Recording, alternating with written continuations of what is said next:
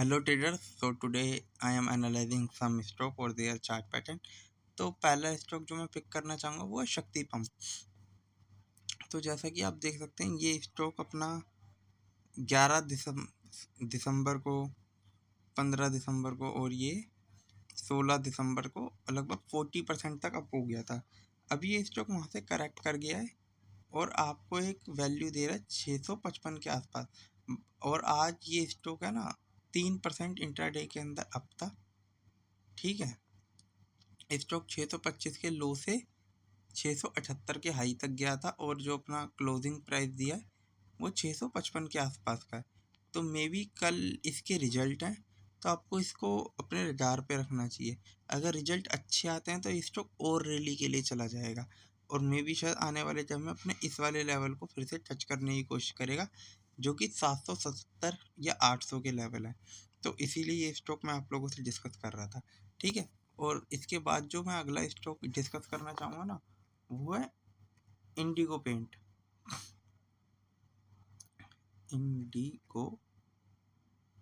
Indigo paint, अगर आप Indigo paint को देखेंगे तो ये स्टॉक भी अगर मैं आपको दिखाऊं, ये देखिए ये लगातार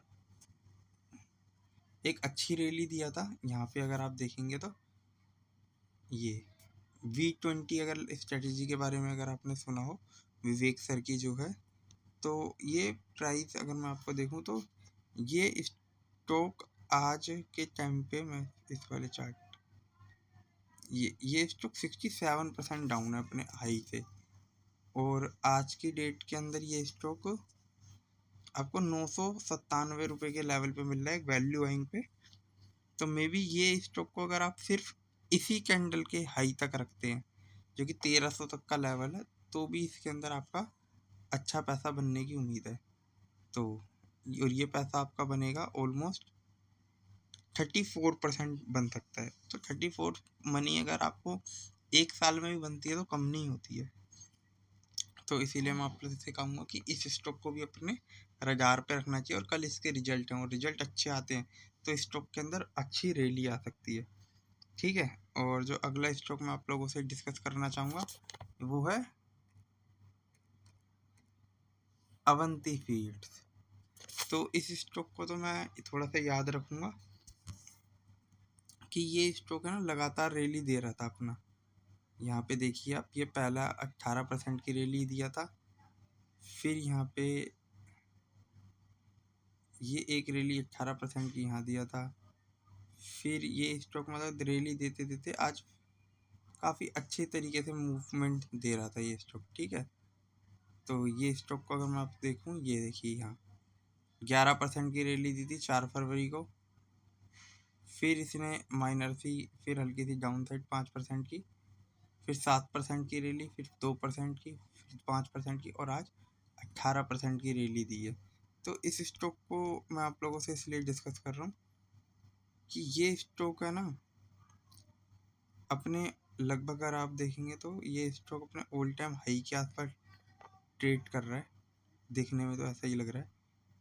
ठीक है, कि अपने ऑल टाइम हाई के लेवल पे है, क्योंकि आज इसके रिजल्ट अनाउंस हुए थे और रिजल्ट थोड़े डिसेंट से थे, इसीलिए ये स्टॉक रैली कर रहा है। ठीक है, और जो ये इनका फ्रोज़न बिजनेस होता है, कुछ शिपिंग वगैरह से रिलेटेड, शिपिंग तो नहीं मतलब जो फ़िश वगैरह होती हैं उनको एक्सपोर्ट करने का काम है।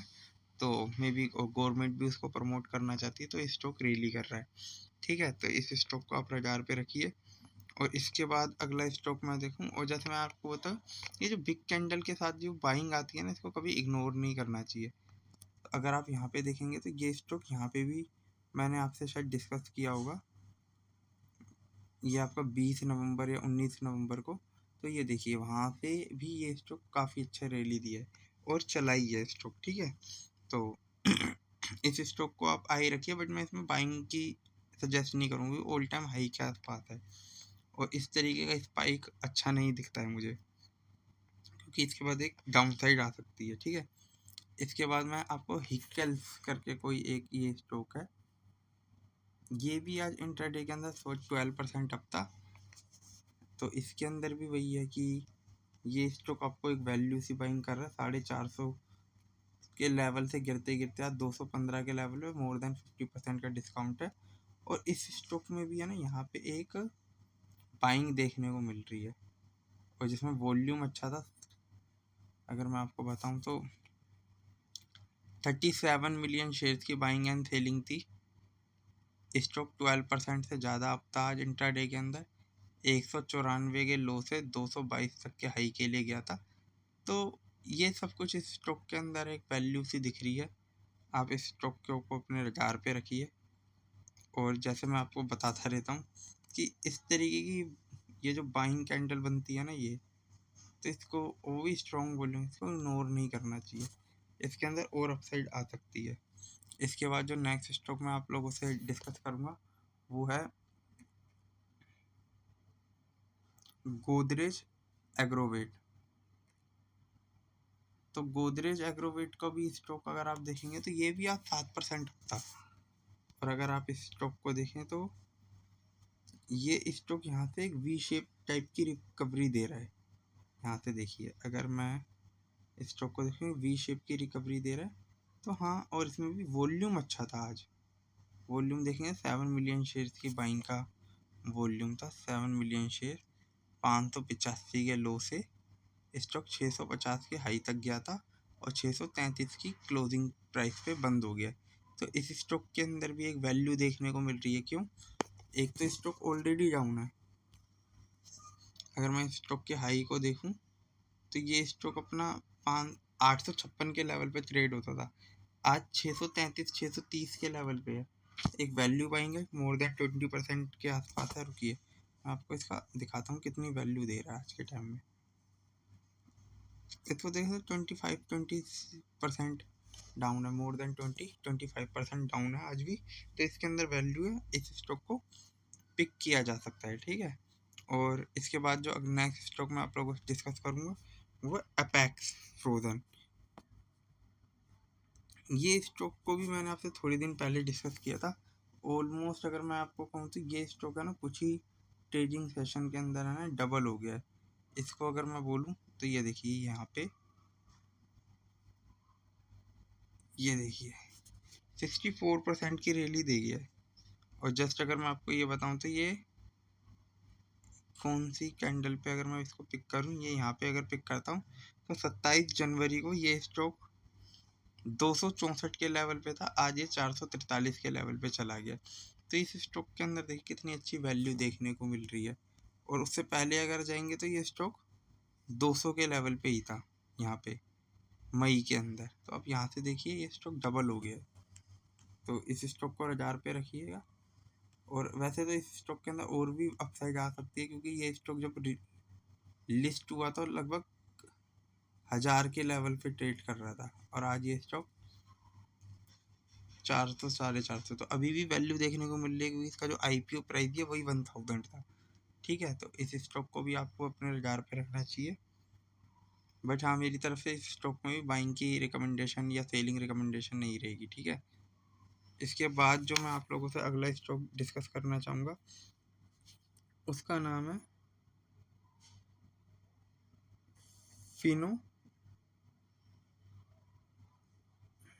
फिनोलेक्स इंडस्ट्री। ये फिनोलेक्स इंडस्ट्री को इसलिए डिस्कस कर रहा हूँ क्योंकि मैंने जब कल चार्ट्स को देख रहा था ना, तो मैंने एक चीज़ नोटिस करी थी कि है ना एस्ट्रल और एक और कंपनी जो पाइप के अंदर काम करते हैं, मे बी सुप्रीम है या प्रिंस। ठीक है। वो भी स्टॉक दोनों रैली कर रहे थे। तो आज इस स्टॉक को भी अंदर भी एक बाइंग सी देखने को मिली। वैसे इस स्टॉक के अंदर तो बाइंग यहाँ पे से ही दिख रही है। 160 के लेवल थे 18 दिसंबर से लगातार इसके अंदर बाइंग देखने को मिल रही है। और ये स्टॉक आज 197 के हाई तक गया था, फिर वहाँ से थोड़ा सा डाउन हो गया। तो मे बी, और जिस तरीके का मुझे वॉल्यूम दिख रहा है तो मतलब इस स्टॉक के अंदर एक अपसाइड पोटेंशियल नज़र आ रहा है। और ये स्टॉक यहाँ से डबल होने का पोटेंशियल लगता है। अगर मैं आपको बताऊँ तो ये स्टॉक, अगर मैं आपसे 1 साल नहीं 2 साल पहले की बात करूँ तो 2 साल पहले ये स्टॉक 322 के लेवल पर ट्रेड हो रहा था और आज ये स्टॉक उसके हाफ पे ट्रेड हो रहा है, लेस देन 200। अगर इसको हाई तक भी रखते तो 84% पैसा बनने के चांसेस है। तो इस स्टॉक को भी आपको अपने रडार पे रखना चाहिए, ठीक है। तो जो भी स्टॉक मैंने आप लोगों से डिस्कस करे हैं उसमें से शक्ति पंप और इंडिगो पेंट के का रिजल्ट है, तो उनको अपने रडार पे रखिएगा। अगर रिजल्ट अच्छे आते हैं तो मे भी एक अपसाइड आ सकती है। Avanti feed all time high के आसपास चल रहा है, तो नोट एनी रिकमेंडेशन, उसको जस्ट वॉच करें क्या मूवमेंट कर रहा है। और किसी भी तरीके की किसी भी स्टॉक के अंदर बाइंग और सेलिंग रिकमेंडेशन नहीं है, बस कोशियस रहना है एपेक्स फ्रोजन में और अवंती फीड के अंदर। और बाकी ट्रेड के अंदर आप उसको रडार पे रखिए। अगर आपको वैल्यू दिखती है तो अपने सेबी रजिस्टर्ड एनालिसिस या फाइनेंशियल एडवाइजर से गाइड लें कि क्या कर सकते हैं। तो मेरे चैनल को लाइक करें, सब्सक्राइब करें। Thank you for watching me. Okay, bye.